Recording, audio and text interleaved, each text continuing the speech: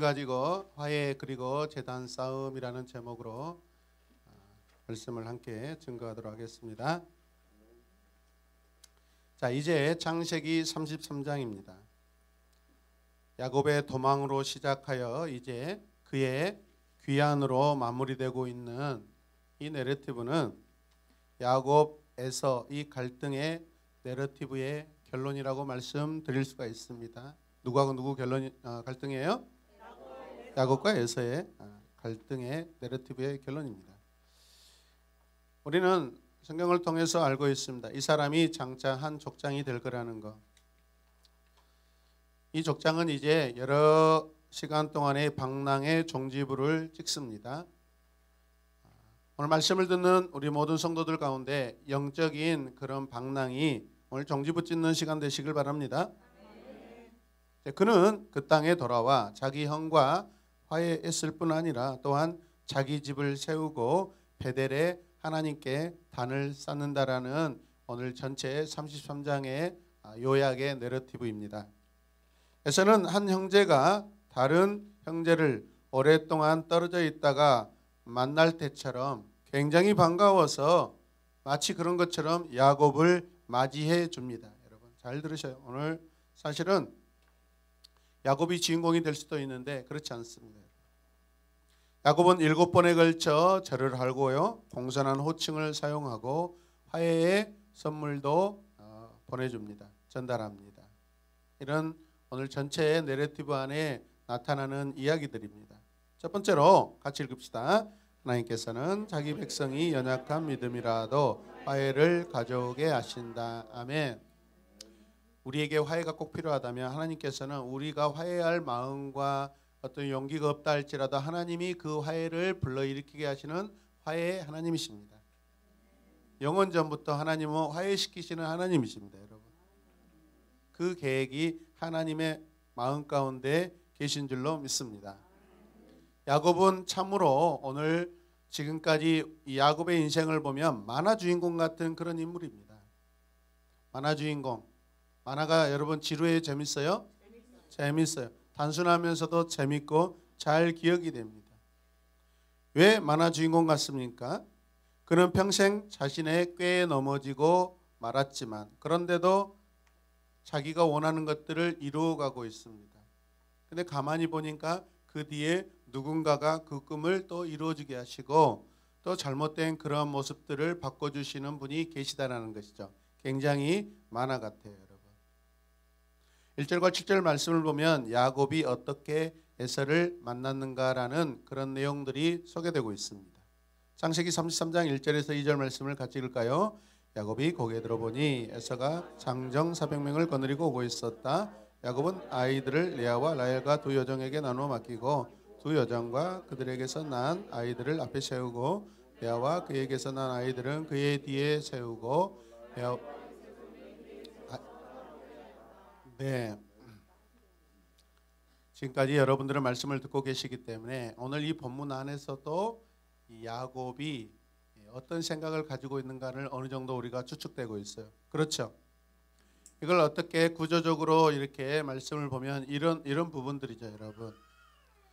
비라와 실바 그리고 아이들 가장 맨 앞에 세우고요. 누구를 향하여서? 에서를 향하여서. 그다음 중간에 레아와 또 아이들, 그의 아이들을 중간에 세웁니다. 자기 마음 가운데 중요한 순서대로 그렇게 하는 것이죠, 여러분. 가장 중요한 것을 가까이 두는데 지금 야곱은 어디에 있을까요? 네, 라헬, 요셉 뒤에 있는데 이제 이렇게 세우고 나서 그는 나중에 다시 앞으로 나아가서 전진하게 됩니다. 맨 앞과 맨 뒤의 사람들을 보면은 자기가 사랑하는 순서대로 되어 있습니다. 33장 3절에서 4절 말씀을 보면 이렇게 말씀하고 야곱은 맨 앞으로 나아가서 그때 형에게로 가까이 가면서 어떻게 해요?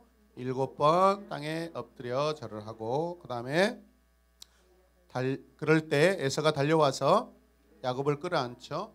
그리고 두 팔을 벌려서 야곱의 목을 끌어안고 입을 맞추고 함께 울었다. 여러분 이 본문이 여러분들에게 쉽게 이해가 됩니까? 쉽게 이해가 됩니까? 에서가 야곱에게 하는 행동을 꼼꼼하게 살펴보세요. 그럼 적어도 수십 년 동안 헤어져 있다가 그렇게 보고 싶고 그렇게 사랑하였고 그렇게 그리워했던 그 사람을 만났을 때 하는 행동 맞아요? 안 맞아요? 맞아요. 근데 에서와 야곱이 그런 사이였나요? 아닙니다, 여러분. 전혀 예상 밖의 그런 엄청난 감동적인 그런 행동들이 드러나고 있는데 이게 굉장히 오늘 내러티브의 중요한 부분들입니다. 어떻게 이런 상황들이 연출되고 있는가? 7번 야곱이 땅에 엎드렸다는 것은 분명 완전한 용서를 구하는 그런 모습이고 행동입니다. 4절 말씀에서 에서의 행동을 보면 야곱을 죽이려고 한 형의 그 행동이 맞아요? 달라요? 달라요. 5절 말씀을 계속 보시면 에서가 고개 들어 여인들과 아이들을 보면서 묻습니다. 뭐라고 그러죠? 내가 데리고 온 이 사람들은 누구냐? 그때 야곱이 이렇게 대답합니다. 어떻게? 네. 에서가 묻습니다. 내가 데리고 온 이 사람들이 도대체 누구냐? 굉장히 많은 거죠, 여러분. 에서 앞에 야곱이 굉장히 겸손하게 행동하고 말을 하는 모습이 굉장히 장황하게 여러 모양으로 나타나고 있는데 그나마 나중에 보니까 하나님의 은혜입니다라는 그런 고백을 하게 돼서 아, 양심의 가책은 좀 있구나. 양심이 좀 남아있구나. 그렇게 생각됩니다. 6절과 7절 말씀을 다시 한번 계속 보겠습니다. 자, 그러자 두 여종과 그들에게서 난 아이들이 앞으로 나와서 엎드려 절을 하였다. 다음에는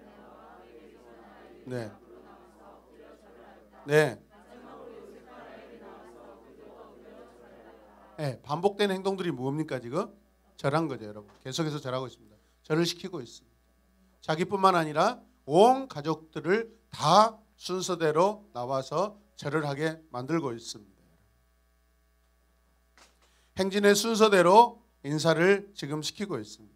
여종 빌하와 실바와 그 자식들 그리고 레아와 그 자녀들이 에서 앞에 나와서 절을 합니다. 시아주버니 앞에 나아갈 때 여러분 생각해 보세요. 분명 그들은 어떤 마음을 가지고 있었죠? 두렵고 떨렸습니다. 큰 화와 큰 봉변을 당할 수 있겠다라는 그런 전제의 생각을 이미 하고 있었죠. 맞습니까? 여러분 그런데 지금 맨 앞에 이렇게 두렵고 떨리는 그 상황에서 맨 앞에 선두에 나간 사람들이 누구예요? 두 여종과 그들에게서 난 아이들. 그리고 나서 사랑받지 못한 레아와 그의 아이들. 그렇게 순서로 나가게 됩니다.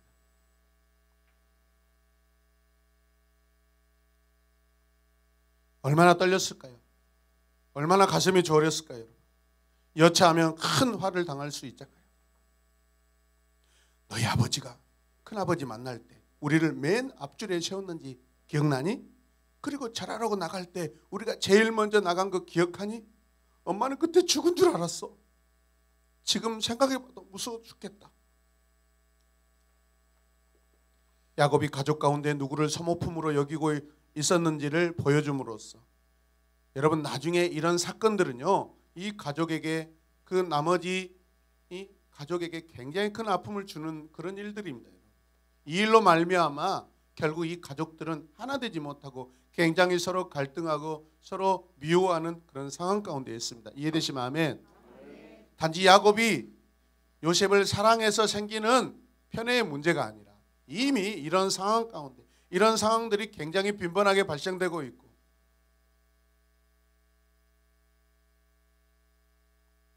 소중히 여기지 못하는 그런 마음들이 나중에 가족 간의 형제 간의 갈등을 불러일으키는 지금 동기의 그런 현장인 줄로 보시길 바랍니다.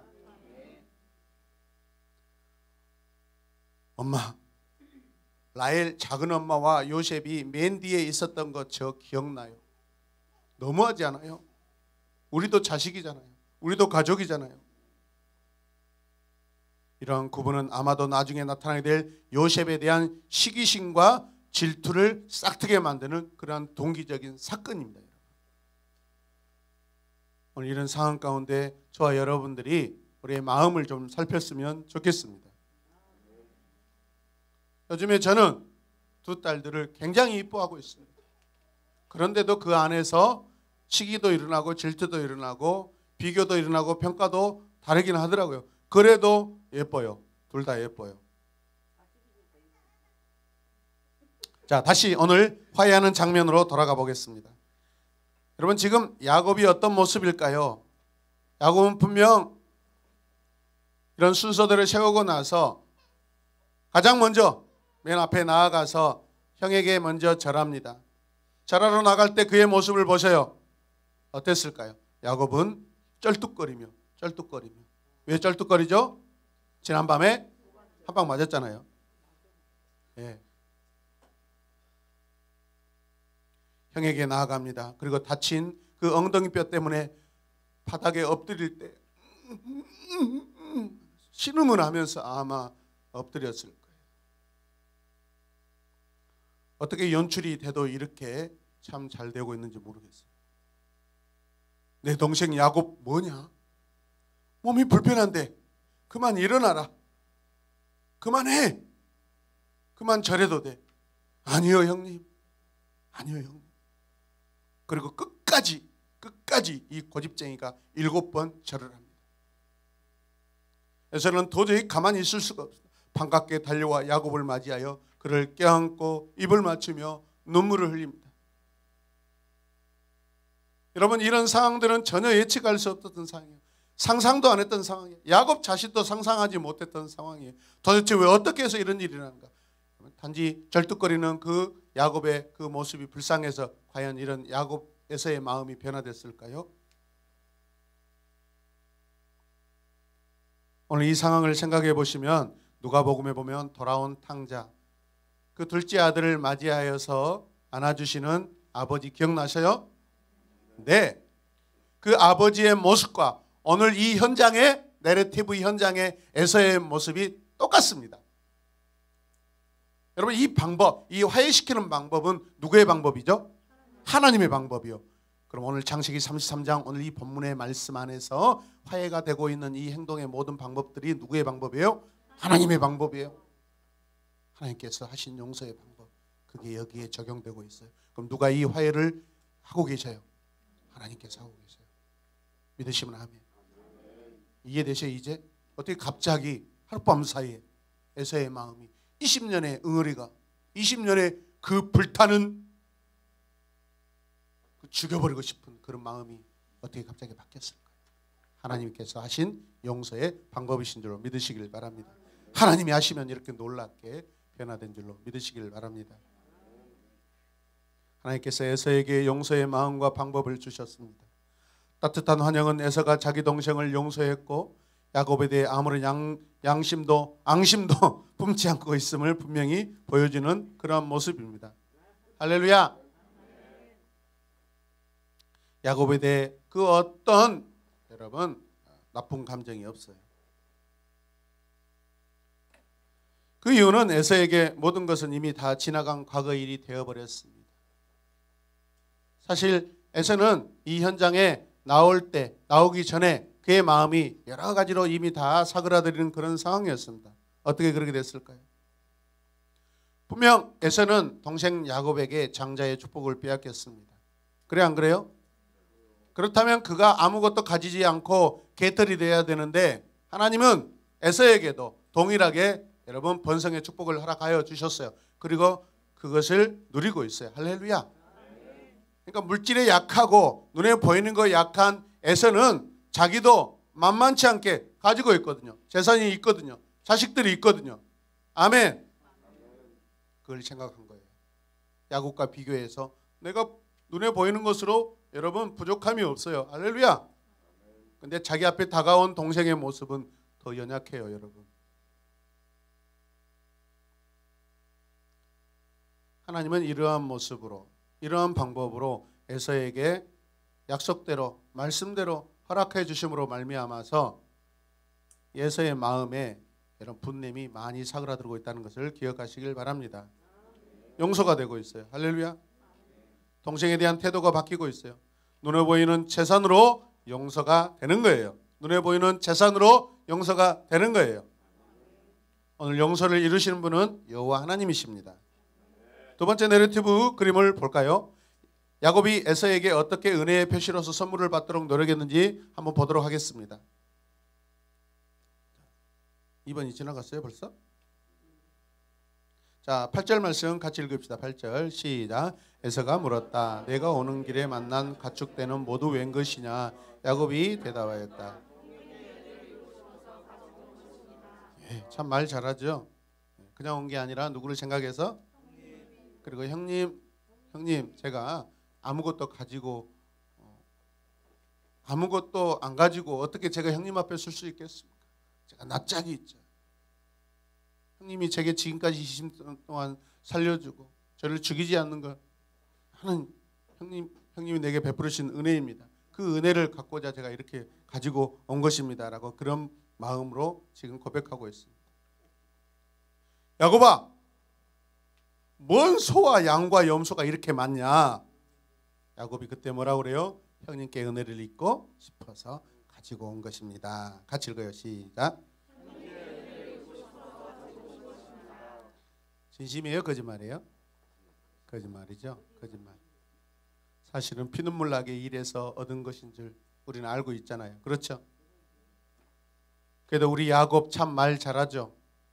한 번만 더 물어봤더라면 아마 이렇게 속으로 말했을 수 있어요. 형님, 제 20년 동안 형님께 용서받으려고 잠도 안 자고 쉬지도 않고 일했습니다. 에서를 위해서 일했나요? 아니죠, 여러분. 자, 9절 말씀 읽겠습니다. 계속. 에서가 말하였다. 아우야, 나는 넉넉하다. 너의 것은 내가 가져라. 아, 그래요? 아, 그래요? 아, 저야 그렇게 되면 땡키죠. 아마 속으로 그랬을 거예요. 야곱아, 너 나 넉넉해. 너 안 줘도 돼. 너 다 가져라. 속으로. 그러면 제가 땡키죠. 그런데 얼굴색이 변하지 않고 아닙니다, 형님. 아닙니다, 형님. 말씀을 보여주세요. 아닙니다, 형님. 아닙니다, 형님. 10절 시작. 아닙니다, 형님. 저를 좋게 보시면 제가 드린 이 선물을 받아주십시오. 형님께서 저를 이렇게 너그럽게 맞아주시니 형님의 얼굴을 뵙는 것이 하나님의 얼굴을 뵙는 듯합니다. 하나님이 저에게 은혜를 베푸심으로 제가 가진 것도 이렇게 넉넉하게 되었습니다. 그러니 제가 형님께 가지고 온 이 선물을 기꺼이 받아주십시오. 야곱이 간곡히 고남으로 에서는 그 선물을 받았다. 선물을 권할 때 야곱이 어떻게 해요? 간곡히.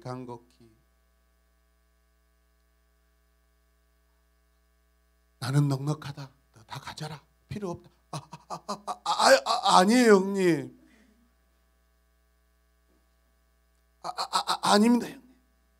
형님, 이거 다 형님 것입니다. 형님이 이 선물을 안 받으시면 저 울어버릴 거예요.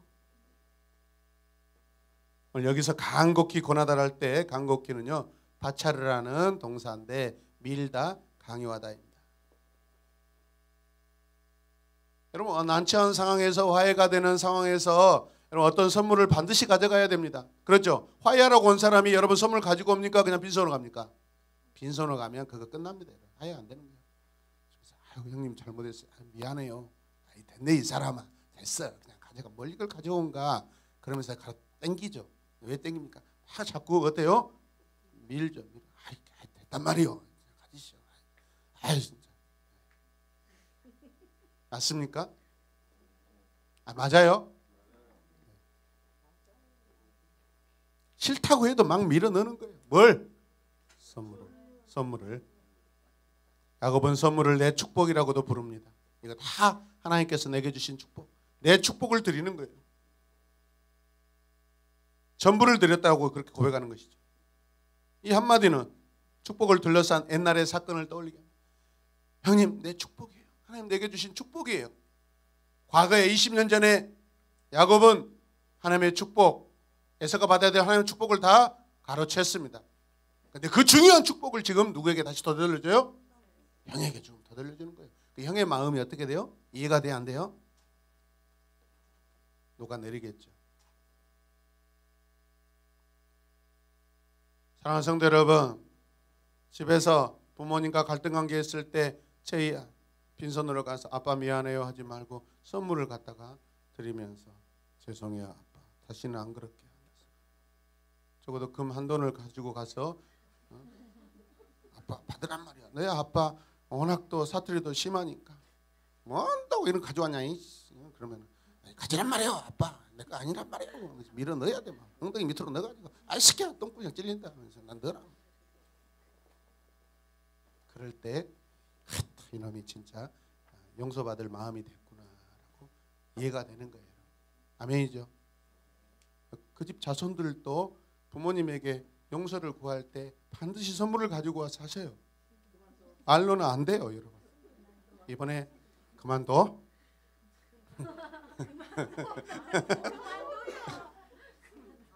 예, 굉장히 저희 갈등이 팍 오죠. 위기감이 고조되잖아요. 아니에요, 변명하잖아요.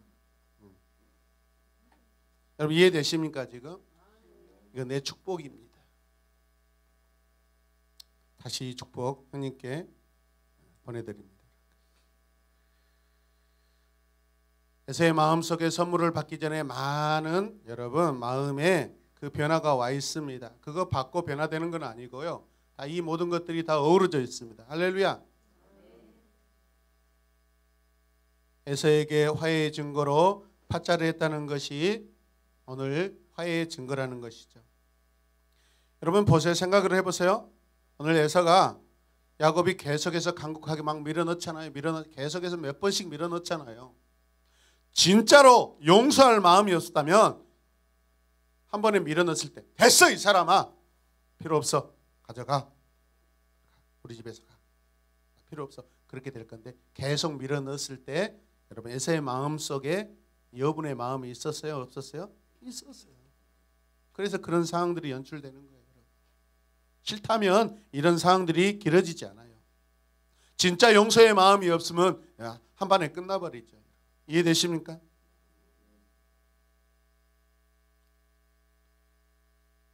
에서는 이미 용서했기에 받지 않으려고 했는데 야곱 씨는 계속 선물을 받으라고 밀어놓고 있어요.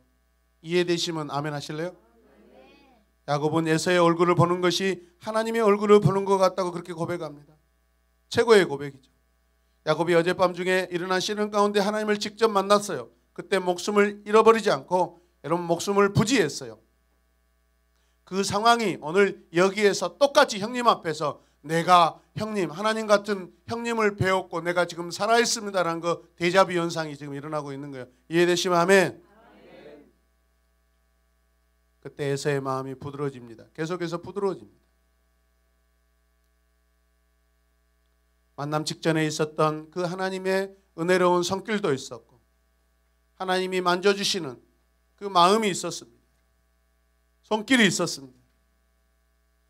야곱은 에서에게 자기에게 은혜를 베풀 것이라면 그 선물을 받으라고 졸라댑니다. 졸라댔다.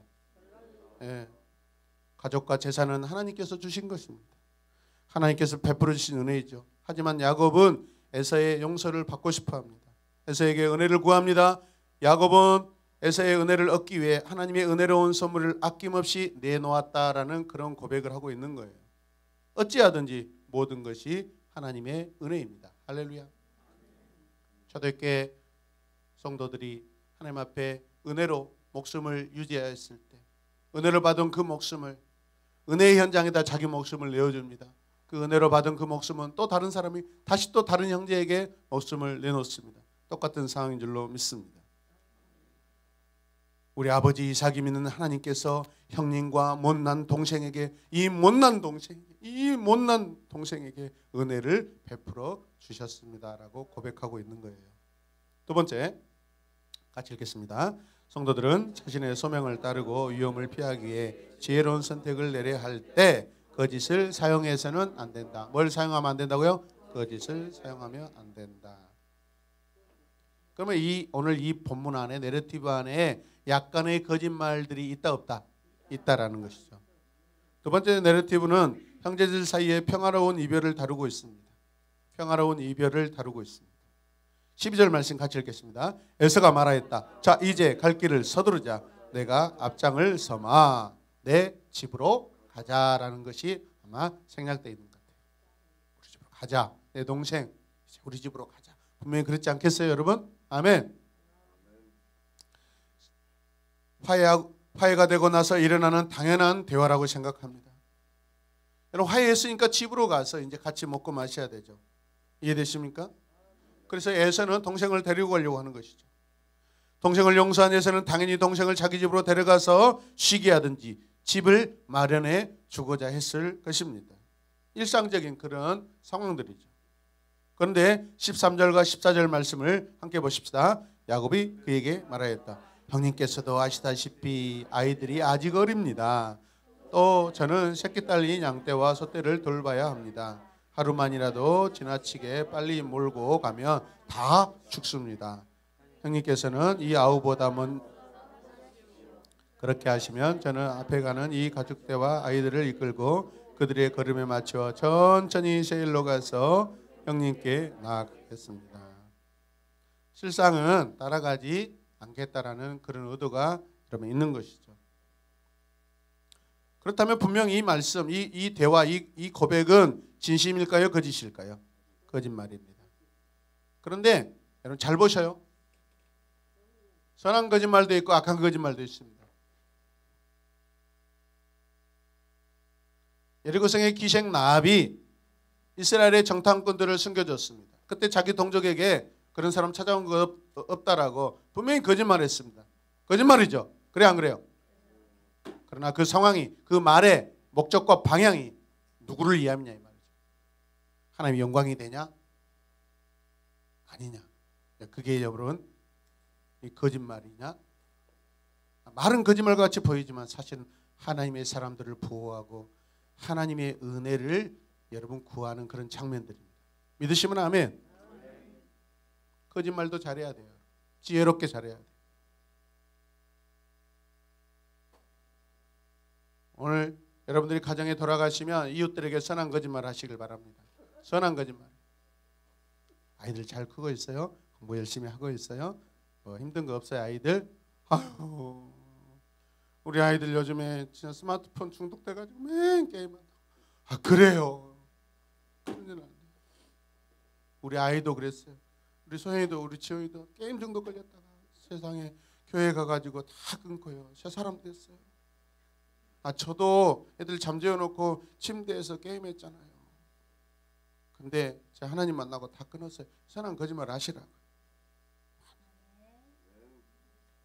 이번에 화요일부터 우리나라에 목사님 중에 이 청소년들 중독에 대해서 너무나 전문가 목사님이 오시는데 거기 한번 데려가게. 우리 교회에서 그분 모셔서 지금 부흥 집회 할 것인데 꼭 오셔야 돼요. 이번에 아들 오면은 중독 다 끊어질 거예요. 제가 보장합니다. 그렇게 이야기해놓고 자기는 어떻게 해요? 기도해야 돼요. 하루만 참석하더라도 주여 게임이 끊어지게 하여 주시옵소서. 기도하면 돼요, 여러분. 거짓말 해놓고 책임지지 못할 것 같아서 안 한다? 그거는 여러분 야성이 없는 거예요. 믿음이 없는 거예요. 나머지는 하나님이 하신 줄로 믿으시길 바랍니다. 아멘. 할렐루야. 아멘. 이런 상황들이에요. 이런 상황들. 지혜로운 선의의 거짓말들이에요. 하나님 보시기에는 거짓말은 아니죠. 사실. 근데 우리 인간으로 봤을 때는 거짓말같이 보이죠. 자, 그렇다면 뒤에 부분 보여주세요. 화해가 꼭 함께 사는 것을 필요로 하지 않는다. 자, 같이 읽으시죠. 화해가 꼭 함께 사는 것을 필요로 하지 않는다. 평화롭게 각자 자기 길을 갈 수 있다. 아멘. 저도 가끔 부부 갈등 일어날 때 화해했잖아요. 그럼 집에 가서 여러분 이렇게 또 화해했다고 그렇게 같이 이렇게 또 집에서 같이 밥도 먹고 할 수 있는데 집 안 가도 돼요. 왜? 이미 화해되는 것이 크기 때문에. 아멘. 잘 들으셔야 돼요, 여러분. 오해하지 마시고. 왜 한숨을 쉬니? 우리 집에서 항상 일어나는 사건들인데. 용서 받으면 이제 안 가도 돼요. 저 용서 많이 받았잖아요, 지금까지 살아오면서. 지금 하나님 저 살아있습니다. 평화롭게 각자 자기 길을 갈 수 있다라는 거예요. 예, 이미 화해가 되었기 때문에, 완전한 화해가 되었기 때문에. 아멘. 화해 안 하고 같이 사는 게 힘들어요, 여러분. 원수하고 같이 사는 거잖아요. 평화롭게 떨어져 사는 것도 괜찮아요, 여러분. 할렐루야. 상당히 여러분은 힘든 삶을 살고 계신가 봐요. 말도 못하고 눈치 보고 지금 대답도 못하고. 참. 이 자리는 하나님이 역사하고 강권적 역사하시니까 믿고 대답하세요. 할렐루야. 눈치 보고 서로 뭐 부부간에 눈치 보고 대답도 못하는 이런 인생을 세상에 그렇게 자유하고 누리자고 했건만, 야곱은 형을 따라 세일로 갈 수 있습니다. 그러나 어차피 나중에 다시 돌아와야 돼요. 어디로? 어디 땅으로? 가나안 땅. 그때 가서 다시 또 뭐 해야 돼요? 거짓말해야 돼요. 그때는 거짓말이 더 커질 수 있어요. 차라리 지금이 더 나아요. 이해되십니까? 그때 가서 또 거짓말할 수는 없어요, 여러분.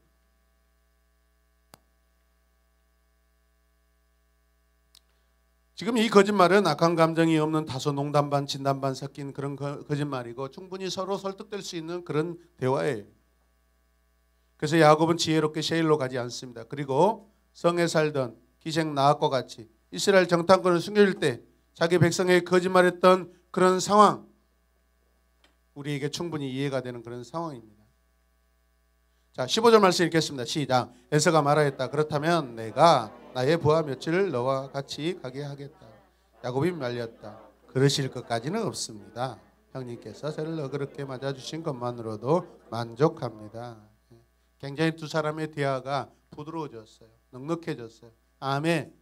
뭐 이렇게 말해도 서로 이해되고 저렇게 말해도 서로 이해할 수 있는 그런 상황이 되어 있는 것을 볼 수 있습니다.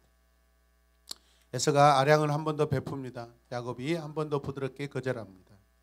참 좋아 보이는 모습입니다, 여러분. 아멘. 화해의 관계는요 부드럽습니다, 여러분. 원수 관계는 날카롭고 딱딱하고 굉장히 여러분 경직되어 있습니다. 우리 모두가 이런 부드러운 만남과 용서 그리고 헤어짐과 분리가 있기를 주님의 이름으로 축복합니다. 16절과 17절 말씀을 보시면 그날로 에서는 길을 떠나 세일로 돌아갔고 야곱은 숫곳으로 갔다. 거기에서 야곱은 자기들이 살 집과 짐승이 바람을 피할 우리를 지었다. 그래서 그곳 이름을 숫곳이 되었다. 여기서 숫곳이라는 것은 제가 봤을 때는 아마 초막, 오두막, 임시처소 같아요. 오랫동안 지금 사실 광야에서 나와 있잖아요. 그렇죠. 그래서 잠시 동안 쉬고 싶은 거예요. 어떻게 보면 야곱이 그 땅에 지금 정착하고 있는 모습을 보여줍니다. 야곱은 지금 피난처를 마련하고 싶습니다. 많이 지쳐 있어요. 야곱이 외양간을 세우는 것은 평화롭게 그 땅에 돌아왔음을 상징하는 그런 모습입니다. 그리고 돌볼 필요가 있는 많은 재산들이 있음을 보여주고 있는 것이에요. 거기에서 여러분 집을 짓는다는 것은 이 땅이 자기의 땅이다라는 것을 선포하는 것과 같습니다. 이해되시면 아멘. 숫곳이라는 이름은 하나님의 은혜로 말미암아 야곱이 그 땅의 부자가 되어 돌아와서 정착하게 되었음을 일깨워주는 영원한 은혜의 표시입니다. 아멘. 우리 모두의 삶 가운데 곳곳마다 은혜의 표지가 세워지길 주님의 이름으로 축복합니다. 할렐루야. 동명동 가면 그렇지. 2004년도에 내가 신대원 가기 전에 이곳에서 주님의 교회를 봉사하고 주일이면 5번씩 예배를 드렸던 곳이다. 그렇게 은혜의 표지가 있어야 됩니다. 할렐루야. 진월동 두 번째 교육전도사 때 이곳에서 살았지.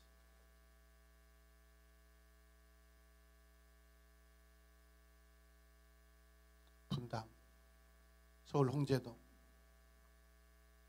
부산 사상구, 주례동. 생각만 하면 은혜의 표지들이 막 세워져 있습니다. 할렐루야. 신영동, 또 번천동. 우리에게는 곳곳마다 은혜의 표지를 세우시길 바랍니다. 할렐루야. 그냥 지나치지 마세요. 저희 평생 영원한 여러분의 은혜의 표지가 되시길 바랍니다. 대전을 가든 서울 가든 어느 곳에 있든지 그런 여러분 영적인 은혜의 표지들이 여러분 삶 가운데 곳곳에 많이 세워지길 주님의 이름으로 다시 한번 축복합니다. 높은 산이 거친 들이 조막이나 궁궐이나 내 주 예수 계신 곳이 그 어디나 하늘나라. 아멘. 초막이나 궁궐이나 내 주님 계신 곳이 영원한 하나님 나라인 줄로 믿습니다. 세 번째, 성도들은 자신의 평화와 번영이 하나님의 작품인 것을 깨달아야 합니다. 한 번 더 읽겠습니다. 시작.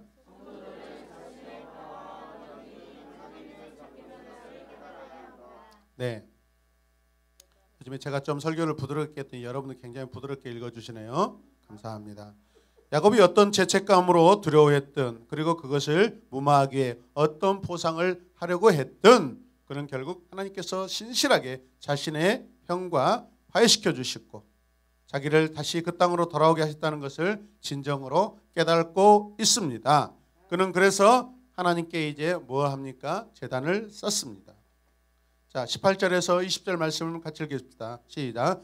야곱이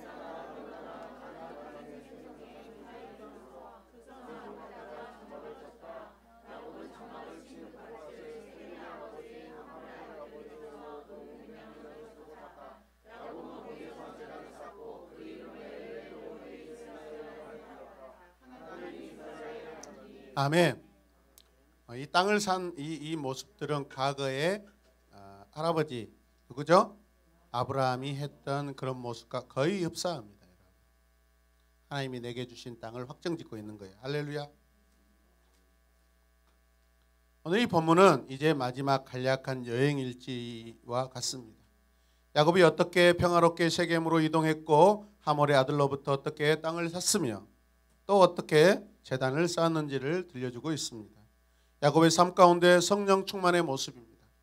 여러분, 지금까지 야곱은 지난 31장부터 계속해서 베델부터 오늘까지 계속해서 뭘 할 때마다 뭘 해요? 이름을 짓고 있습니다. 여러분, 이름을 짓는다라는 것은 주인이 이름을 짓는 것입니다. 할렐루야. 하나님께서 내게 이 땅을 주셨다라고 자기가 이 땅의 소유권자라고 생각하고 이름을 짓고 있는 것입니다.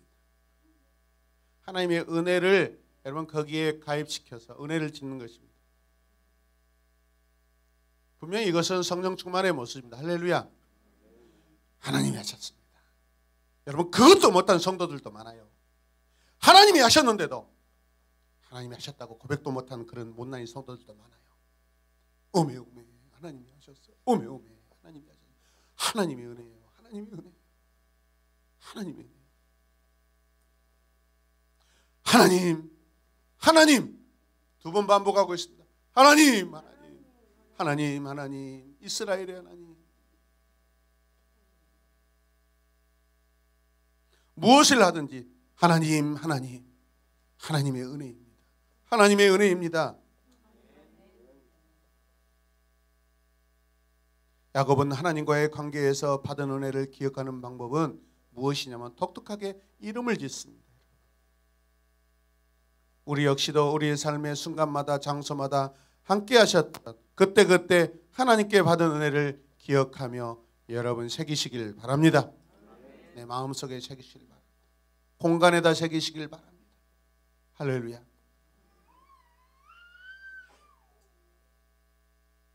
그리고 그것을 기억하며 믿음의 고백을 하셔야 됩니다. 그때 그곳에서 그런 은혜를 하나님께서 내게 베풀어 주셨지. 믿습니까?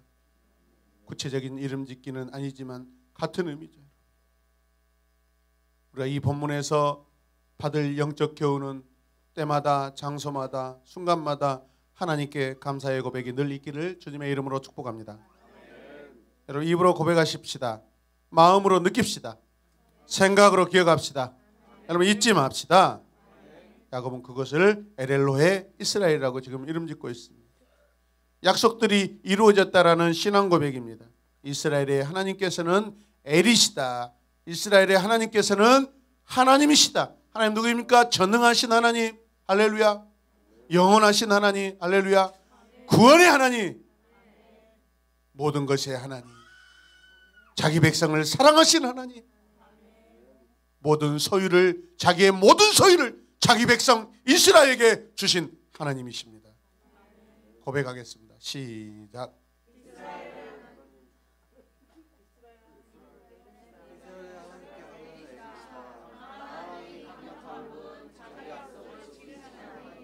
아멘. 지금까지 야곱의 여행 가운데, 인생의 여정 가운데 여러분 이 고백이 맞습니까? 맞습니다. 할렐루야. 하나님, 따라서 하나님, 하나님, 나의 하나님, 하나님, 하나님, 야곱의 하나님, 하나님, 하나님, 이스라엘의 하나님, 하나님, 하나님은 나 야곱의 하나님이십니다. 하나님은 저 피란의 하나님이십니다. 저 피란이라고 하지 마시고 자기 이름을 넣으시라고요. 이스라엘이 누구예요? 야곱이잖아요. 야곱이 누구예요? 지금 현재 이스라엘이잖아요. 할렐루야. 이제 야곱은 제단을 쌓고 예배를 드립니다. 예배를 통해 지난번 베델과 브니엘에서 자신에게 나타났던 하나님께서 나의 강력한 구원자이심을 지금 바라보고 있습니다. 이 제단의 이름을 지음으로써 강력한 하나님에 대한 믿음을 선포하고 있는 것입니다. 이것은 진정으로 이스라엘 백성의 제단이다라는 것입니다. 할렐루야, 할렐루야, 할렐루야. 사인이 안 맞아요.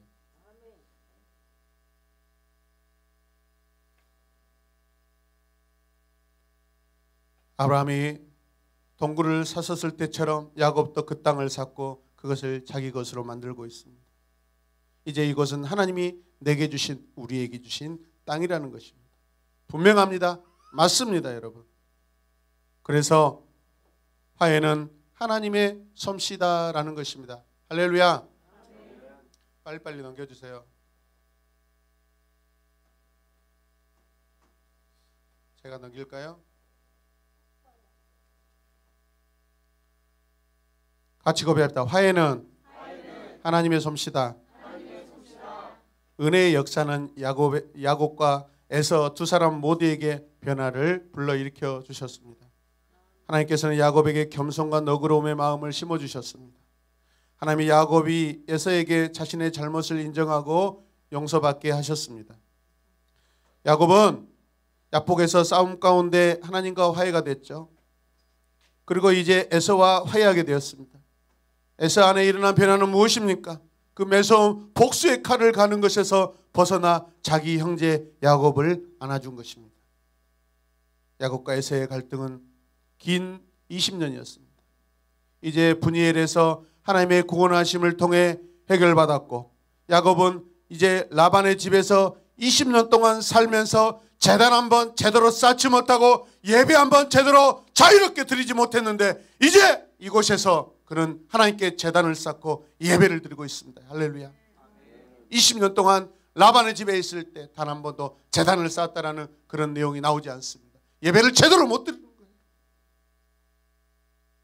어쩌면 그것이 생활의 예배는 되지만은 공식적인 예배의 장소가 아니어서 또 그렇게 안 했을 수도 있어요. 그러나 가슴 아프죠. 어찌하든 간에 야곱이 마음의 제단을 쌓았다라는 그런 제목도 나오지, 그런 내용이 나오지도 않아요. 그러나 오늘 이곳에서 이제 가나안으로 돌아와서 야곱이 화해하고 나서 하는 행동이 무엇입니까? 하나님 앞에 제단을 쌓고 예배를 드리고 있어요. 할렐루야. 예배가 회복됐습니다. 예배가 다시 시작되었습니다. 할렐루야. 화해하고 용서가 되고 나서 언제나 하나님 앞에 용서가 되고 화해가 되고 나서 하나님 앞에 예배를 드리고 있습니다. 할렐루야. 우리 누구를 용서하고 누구의 용서받고 그리고 나서 하나님 앞에 예배를 드리시길 바랍니다. 마음의 고통을 가지고 있고 마음의 원수됨을 가지고 있고 마음의 화해도 없이 지금 이곳에 와서 또 갈등하면서 하나님, 주님 부르면 그 응답되지 않습니다. 하나님의 은혜를 받은 사람은 다른 사람과 화해를 힘쓰려고 할 때 하나님께서 보호하신다는 것을 기억하시길 바랍니다. 화해는 은혜의 사역으로서 믿음 가운데 계속, 우리의 믿음 상 가운데 계속되어야 됩니다. 아멘. 오늘도 화해하고 내일도 화해하고. 화해는 진정한 찬양을 여호와께 올려드릴 때 깨달아야 될 것들입니다. 아멘입니까? 사도 바울은 하나님께서 오늘날에도 역사하시며 세상을 하나님 자신과 화목하게 만드셨다고 선언하고 있는데, 고린도후서 5장 17절부터 같이 읽겠습니다. 시작. 누구든지 그리스도 안에 있으면 그는 새로운 피조물입니다. 옛 것은 지나갔습니다. 보십시오, 새 것이 되었습니다. 이 모든 것은 하나님에게서 났습니다. 하나님께서는 그리스도를 내세우셔서 우리를 자기와 화해하게 하시고 또 우리에게 화해의 직분을 맡겨 주셨습니다. 19절. 곧 하나님께서 사람들의 죄가를 따지지 않으시고 화해의 말씀을 우리에게 맡겨 주심으로써 세상을 그리스도 안에서 자기와 화해하게 하신 것입니다. 그러므로 우리는 그리스도의 사절입니다. 여러분에게 공고하십니다. 우리는 그리스도를 대리하여 간청합니다. 여러분은 하나님과 뭐 하십시오? 화해하십시오. 할렐루야.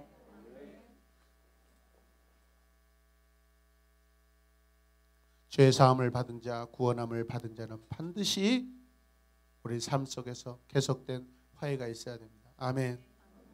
그리고 예수님께서도 이렇게 우리에게 서로 화목하라고 가르쳐 주셨는데, 말씀을 보겠습니다. 시작. 너는 그 재물을 제단 앞에 놓아두고 먼저 가서 내 형제나 자매와 화해하여라. 그런 다음에 돌아와서 재물을 드리라. 아멘. 요즘 저희 부부관계가 되게 좋은데, 어저께 말씀을 마무리하면서 늦은 저녁에 전화를 하려고 했어요. 왜 그러냐면, 그렇게 말하면 여러분들 저 목사님 쇼한다라고 생각할 수 있죠. 여보, 사랑하고 미안하고 죄송해요.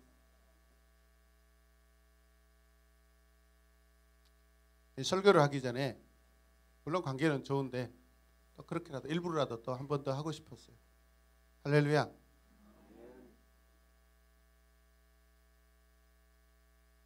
지금 마음에 원수됨을 가지고 있으면서 화해하십시오. 어떻게 제가 이 말씀을 선포할 수 있겠어요? 이해되시면 아멘 합시다. 오늘 이 시간 말씀을 통해 여러분들 마음속에 그 어떤 불편한 관계가 있다면 서로 용서하시고 용서받고 화해하시길 바랍니다. 믿으시면 아멘. 오늘 설교 내러티브의 주제는 뭡니까? 여러분, 화해입니다. 용서입니다. 할렐루야.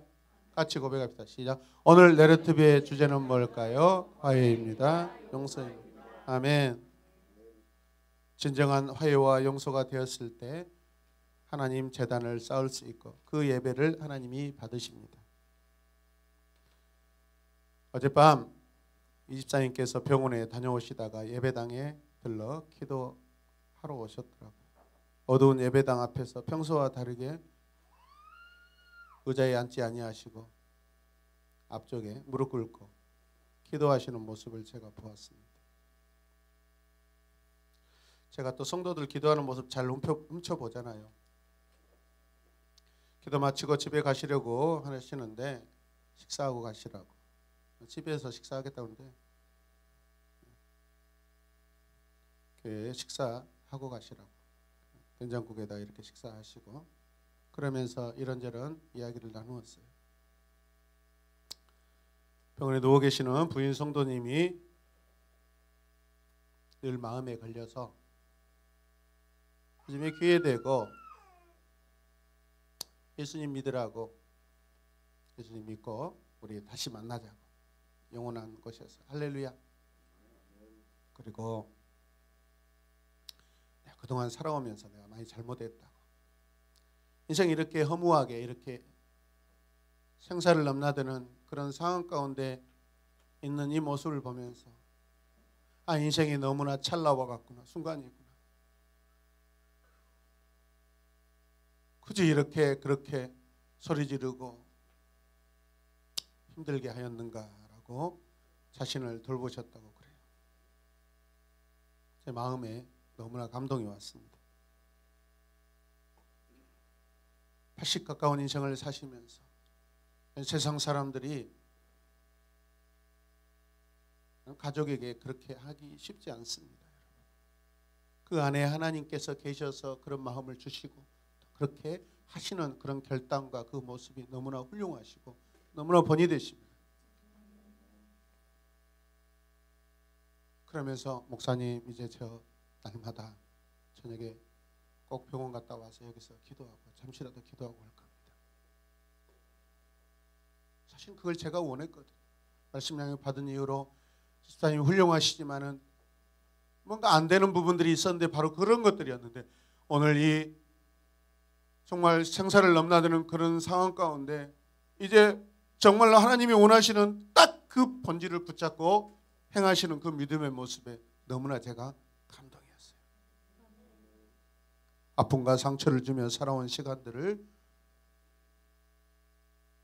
회개하고 용서를 비록 또 계속해서 빌겠다고 말씀하시고 영원히 하나님 품에 안기도록 계속 기도하시겠다는 그 결단이 너무나 아름답습니다. 행하는 믿음이라고 생각합니다. 우리 안에 하나님의 영이 계셔서 성령이 행하시는 일인 줄로 믿습니다. 용서할 자를 용서하지 않고 화해할 자를 화해하지 않는 것은 계속해서 지금 내 안에 내가 원수로 있는 것입니다.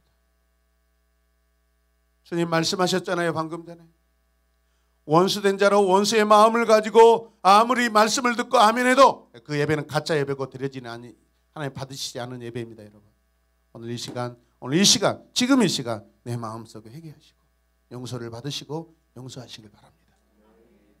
오늘 그 예배가 하나님 받으시는 예배가 될 줄 믿습니다. 주님은 화평의 복음이십니다. 화해할 자와 화해하지 않고 용서할 자와 용서하지 않고 계속해서 사는 것은 원수로 사는 것입니다. 따라서 원수로 사는 것이다. 주님은 우리가 누구와도 원수 관계를 맺고 사는 것을 원치 않으십니다. 주님이 친히 이 땅에 또 화목제물로 오셔서 화해가 되어 주셨습니다. 여러분. 믿으십니까? 기도하겠습니다. 주님의 크신 사랑 감사합니다. 용서하고 용서받고 화해하고 회개하며 하나님 앞에 떳떳한 예배자 되게 하여 주시고 자녀 되게 하여 주시옵소서.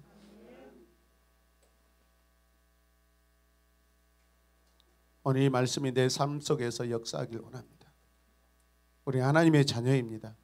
하나님께서 능히 이루어 주시고 우리가 노력하고 우리가 결단할 때 그 일을 이루실 줄로 믿습니다. 이 자리에 어린아이라도 작은 자라도